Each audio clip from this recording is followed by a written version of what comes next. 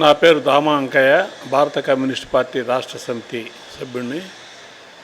రాష్ట్ర ప్రభుత్వం ప్రవేశపెట్టిన బడ్జెట్ ప్రజారంజకంగా లేదు.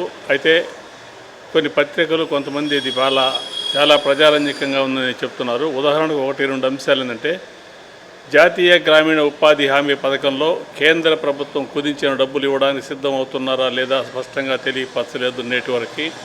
అలాగే నీటిపారుదల రంగానికి సంబంధించిన భాగంలో కూడా ఒక్క పోల సుబ్బయ్య వెలుగొండ ప్రాజెక్టు పూర్తి చేయడానికి 6,000 చిల్లర కోట్లు అవుతుందనుకుంటే, మొత్తం రాష్ట్ర వ్యాప్తంగా జరిగే అన్ని నీటిపారుదల రంగాలకి 5,000 చిల్లర కోట్లు, 6,000 కోట్లు లోపే ప్రతిపాదించడం ద్వారా ఈ ప్రభుత్వం సరైనటువంటి ప్రజారంజకమైన బడ్జెట్ కాదనేటటువంటి పరిస్థితి వస్తుంది.